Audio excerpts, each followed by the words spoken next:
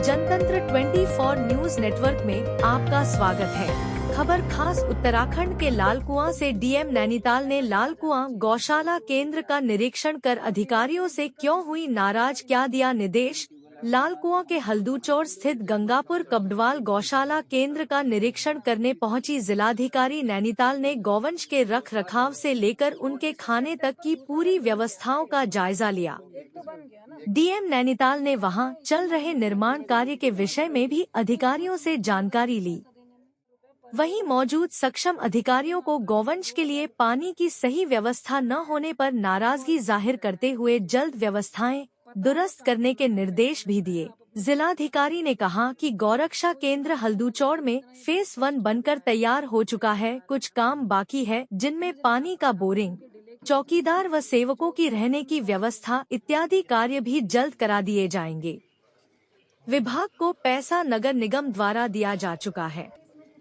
वहीं फेज 2 का कार्य के लिए प्रस्ताव सरकार को भेजा गया है, जल्द वहां से धनराशि आने की उम्मीद है, जिसके बाद फेज 2 के कार्य जैसे कि भूसे का गोडाउन, नए शेड इत्यादि कार्य किए जाएंगे, जिससे कि क्षेत्र में निराश्रित घूम रहे गौवंश को रखने की क्षमता बढ़ाई जा सके। वहीं जिलाधिकारी ने गौवंश को सड़कों पर न छोड़ने की अपील करते हुए कहा कि इनको सड़कों पर न छोड़ा जाए, जिससे कि अक्सर दुर्घटनाएं होती है।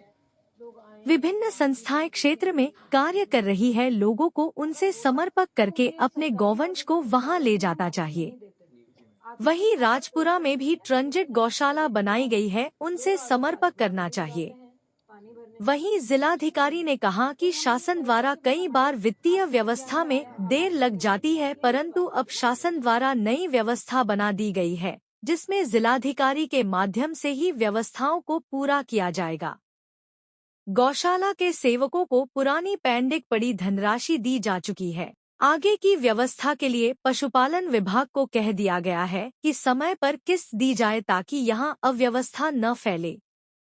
वहीं जिलाधिकारी दने गौशाला को संचालित करने वाले गौधाम परमा के सभी सदस्यों व गौसेवकों की उनके नेक कार्य की तारीफ भी की। में जो गौशाला निर्माणाधीन है अभी, इसमें फेज़ 1 के काफ़ी सारे काम हो चुके हैं। 1-2 काम हैं, जैसे पानी का बोरिंग होना है और जो यहाँ पर चौकीदार रहते हैं या सेवक रहते हैं उनके लिए कोई व्यवस्था होनी है। ये सब काम भी जल्दी से जल्दी हम लोग पूर्ण करवाएंगे। विभाग को पैसा यहाँ नगर निगम ने दे दिया है, उस काम को जल्दी पूर्ण कराया जाए, ये निर्देश भी दिए हैं। साथ में फेज़ 2 के जो डेवलपमेंट कार्य होने हैं, जिसमें नए शेड बनने हैं, भूसे के गोडाउन बनने हैं, रास्ता वगैरह ठीक होना है, ये सब फेज़ 2 के जो काम है उसका प्रस्ताव भी गवर्नमेंट को भेजा गया है। शीघ्र ही वहाँ से धनराशि आने की उम्मीद है। उसके बाद फेज़ 2 में इसकी क्षमता बढ़ाने का काम भी करा जाएगा। और अभी क्योंकि ये काफ़ी बड़ी गौशाला बन रही है और धीरे धीरे इसमें संसाधन बढ़ाए जाएंगे, ताकि जो आसपास जो निराश्रित गौवंश सड़कों पर घूमता है और उसकी वजह से दुर्घटनाएं होती हैं, उन सब समस्याओं को मिनिमाइज़ करा जा सके। इसके साथ ही ट्रांजिट गौशाला राजपुरा में भी बनाई गई है, निजी संस्थाओं की भी गौशालाएं चल रही हैं। तो लोगों से भी अनुरोध है कि जो लोग छोड़ देते हैं गायों को या पशुओं को सड़क पर, वो सड़क पर ना छोड़ें।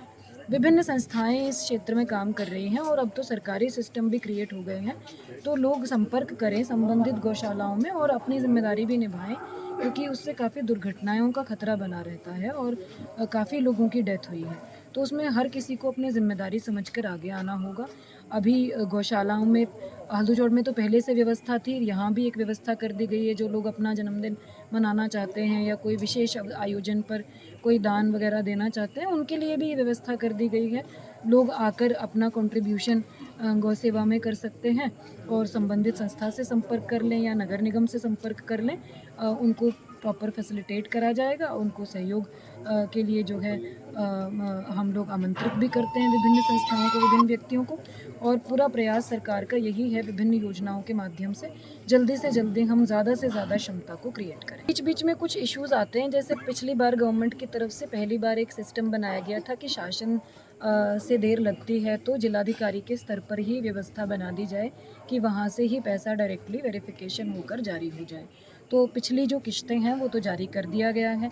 आगे की भी जो किश्त आएंगी उसके लिए पशुपालन विभाग को हमने कहा है कि वो जैसे ही पैसा आता है शासन से उसके हफ्ते भर के अंदर अंदर संबंधितों का जो भी प्रक्रिया होती है पूर्ण करके उनका पैसा दे दें, उससे ज़्यादा डिले ना करें। कि जो कंप्लेंट्स है वो लगातार प्रशासन के पास आती रहती है, तो कंप्लेंट्स को पहले प्रशासन के पास एक व्यवस्था है कि वो पहले उन चीज़ों को वेरीफाई कराते हैं, जांच कराते हैं उस चीज़ की। भविष्य में भी कोई कंप्लेंट आती है तो उसकी जांच कराई जाएगी। कोई चीज़ की सत्यता होती है तो उसके बाद उस पर कार्रवाई होती है। कोई चीज़ सत्य नहीं होती है तो वो मोटिवेटेड कंप्लेंट्स भी कई बार आती हैं, लेकिन कोई भी शिकायत को सरकार की एजेंसीज या प्रशासन जो है वो उसको इग्नोर नहीं कर सकते, उसका कंसिडर करना पड़ता है, करना चाहिए भी। तो हमने नगर निगम की टीम को और जिला स्तरीय समिति को भी यही निर्देश दिए हुए हैं, कोई भी कंप्लेंट किसी भी प्रकार की आए, कहीं से भी आए, सामान्य नागरिक से, किसी संस्था से, पहले उसकी जांच करा ली जाए। जांच में सत्यता पाई जाए तो कार्रवाई हो, सत्यता नहीं है तो संबंधित को चेतावनी भी निर्गत करी जाए, गलत जो है कंप्लेंट्स करके माहौल खराब करने के लिए। नहीं, ये हमको दे दीजिए।